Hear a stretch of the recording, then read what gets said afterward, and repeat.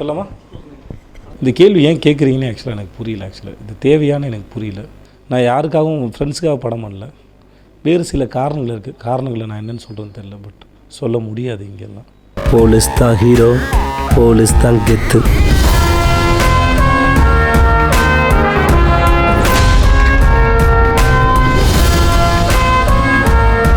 என் பேர்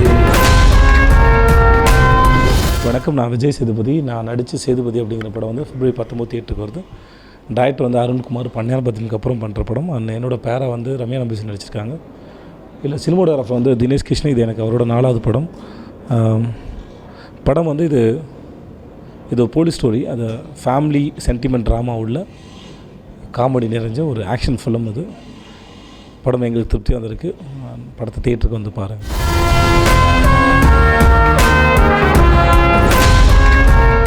நிச்சயமாக எதிர்பார்க்கல. இது வந்து நிச்சயமாக இது முதல்ல இந்த போலீஸ் கேட்டப்ப எனக்கு சூட்டாக தானே ஒரு சந்தேகம் இருந்தது. இந்த வரவேற்பு வந்து பெரிய ஆச்சரியத்தை கொடுக்குது. ஆனால் சந்தோஷமாக இருக்குது. நன்றி.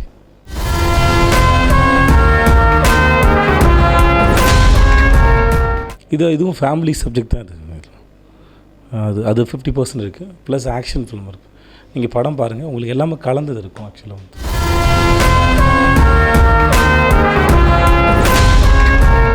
ஃபஸ்ட் படத்தில் ரொம்ப கம்ஃபர்டபுளாக இருந்தேன். இன்னும் மோர் கம்ஃபர்டபுள். இன்னும் அவங்களுக்கு நல்லா தெரியும். அதில் இன்னும் நிறைய கம்ஃபர்டபுளாக தான் இருந்தது.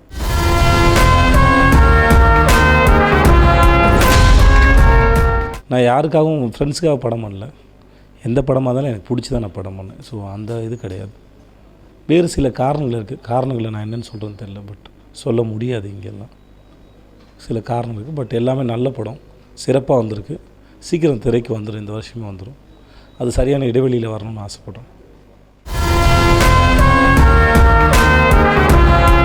நிவாஸ் கே பிரசன்னாவோட சாங் வந்து மிகப்பெரிய பப்ளிசிட்டி. நாங்கள் இன்றைக்கி வாங்கன்னு பண்ணாலும் ஹே மாமா சாங்கோட ரீச் வந்து இன்றைக்கி பெருசாக இருக்குது. அது நிவாஸ் கே பிரசன்னாவோட இதுதான். ரொம்ப திறமைசாலியான ஒரு மியூசிக் டைரக்டர். அவர் வேறு லெவலுக்கு வருவார் நான் எதிர்பார்க்குறேன்.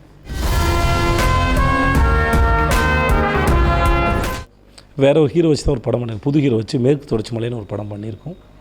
படம் போஸ்ட் ப்ரொடக்ஷன் வேலைகள் போயிட்டுருக்கு. இளையராஜா சார் தான் மியூசிக் படத்துக்கு. படம் இந்த வருஷம் தியேட்டருக்கு வரும். படத்தை தியேட்டருக்கு வந்து பாருங்கள்.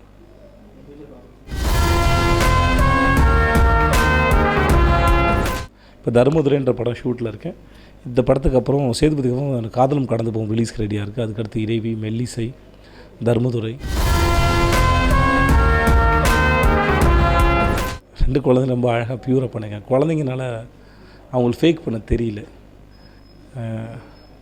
அடிக்கிற சீனில் வந்து அந்த பையனை அடிக்கணும். நிஜமாக போட்டு அடித்தான். செம்மாடி அடித்தான். ஆக்சுவலாக வந்து ஏன்னா ஃபேக் பண்ண வரல. நிஜமாக அடிச்சிட்றா அப்படின்னு செம்மாடி அடித்தான். பட் ஆனால் அழகான புத்திசாலியான குழந்தைங்க. ஆக்சுவலாக வந்து இந்த கேள்வி ஏன் கேட்குறீங்கன்னு ஆக்சுவலாக எனக்கு புரியல. இது தேவையானு எனக்கு புரியல. இது சும்மா கேட்கப்படுற கேள்வி மாதிரி நான் உணர்றேன். இந்த கேள்வி அவசியம் இல்லைன்னு எனக்கு தோணுது. ஏன்னா இவ்வளோ பில்டர் கொடுத்து கடைசியில் பேச கூப்பிட்றாங்கன்னு தெரியல. அதுவே எனக்கு ரொம்ப பயமாக இருக்குது. புலி படத்துக்கு பிறகு நான் எந்த இசை வெளியீட்டு விழாவிலையோ எந்த ஃபங்க்ஷன்லையோ நான் இனிமேல் கலந்துக்க விரும்பல. இன்னைக்கு ஒரு பீப் சாங் பிரச்சனையா, சிம்புவோட பிரச்சனையா, ஒரு ஃபாதரா எல்லாத்தையும் கை கொடுக்கறதுக்கு யாரும் துணைக்கு வரலன்னா கூட, ஆனால் அப்படிலாம் நான் ஃபைட் பண்ணி தான் இன்னைக்கு இவ்வளோ கஷ்டப்பட்டுட்டு இருக்கேன். உடனே இது ஏதோ டீராஜேந்தர் அடுக்க மொழியில் இது எதிர்க்க மொழியில் சொல்கிறான்னு எழுதிறாங்க. வள்ளுவர் சொன்னது. தமிழ்நாட்டில் நன்றி மறந்தவர்கள் ரொம்ப ஜாஸ்தி ஆகிட்டாங்க. பேர் திருவள்ளுவருங்க. அவரு தாடி வச்சிருப்பாரு. ஆனால் அவரோட தாடி வெந்தாடி. என்ன மாதிரி நீங்கள்லாம் இருந்துராதீங்க அப்படிங்கிறதுக்கு தமிழ் சினிமான்னு ஒரு உதாரணமாக வச்சுங்க. இதை நம்பிய காரணத்தால் தான் நான் வாழ்க்கையில் ஆகவில்லை மொக்கை. இதை வைத்துத்தான் என்னுடைய வாழ்க்கை. இப்படிலாம் பேசுறதுனால என் கையில் கொடுத்துருக்காங்க இந்த மைக்கை.